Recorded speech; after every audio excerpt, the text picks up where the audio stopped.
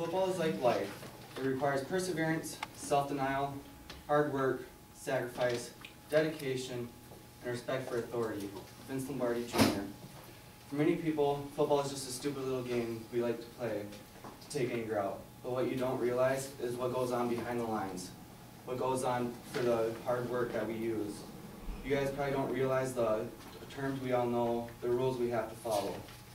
For example, do you know what encroachment is besides football players? Raise your hands if you know what encroachment is. Or how many of you knew that we had 25 seconds opposed to 45 in high school? I intend to show you all these things that hide behind the lines of the game I love, football. Let's start out by talking about the history of football. According to Wikipedia, the football that we know and love originated from the games of rugby and association football combined. The game that many Americans love wasn't popular until the early 1920s. In fact, many people had to play it in secret because their friends and family did not appreciate the game. They didn't like the idea of people hitting each other just for the fun of it. It wasn't until September 3rd, 1895, when the first professional game was actually wholly played. In the first official league, there were 14 teams at the start of it. By the end, only 4 were left because people didn't want to play. They were scared of getting hurt. They couldn't pay them. And you see that people get paid thousands of millions of dollars today.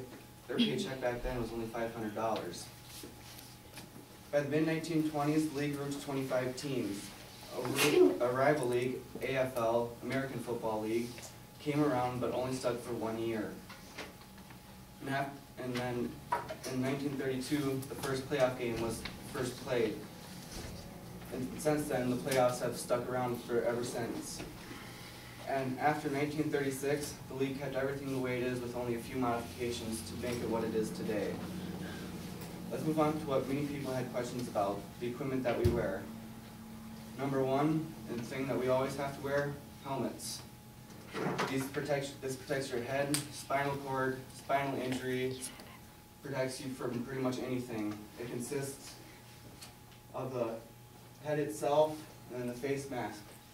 But back then, in the early 1900s, it was only a leather cap that they wore. No face mask, no nothing. Next, shoulder pads. This protects us from the spinal cords, injuries, back injuries, collarbones. Pretty much everything we wear protects us from at least the spinal cord. And back then, it just used to be 2 leather pads right up here. We also wear a girdle, thigh pads to protect us from breaking our femur, and the knee pads to protect us from knee injuries, ACL injuries, even though that is one of the most common injuries out there today. We also have a rib protector. Some of us decide to wear it, some of us decide not to. And then we also use cleats to help gain traction on the field. Unless you play on Ellsworth, then you don't get traction either way. And then the only optional piece of equipment that we have the choice of wearing is that rib cage, according to the Minnesota State High School League. Otherwise, everything else must be worn at all times, or you may forfeit the game if you are caught without it. Lastly, I will help you understand some of the rules that we have to follow. First is one rule or regulation that I think everybody needs to know, or that everybody does know, is the field is 100 yards long and 53.5 yards wide. Some of the common rules and 2 basic rules as I see it: all equipment is worn at all times, and only 11 men or 9 men in our situation on the field at a time. These 9 men that people may not know consider the left tackle, left guard, center, right tackle, tight end. Those are known as linemen. They do the grunt work. They don't get no glory. They do all the work themselves. Next you have the pretty boys, the wide receivers, halfbacks, and quarterbacks. Now you may be counting to yourself, that's not 11 men or 9 men. No, but more than one person is at a certain position depending on the formation. Next you have the defense, the D-tackle, D-end.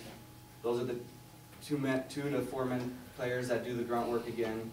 Then you have the pretty boys of the defense, the left outside linebacker, middle linebacker, right outside linebacker, safety, and corners.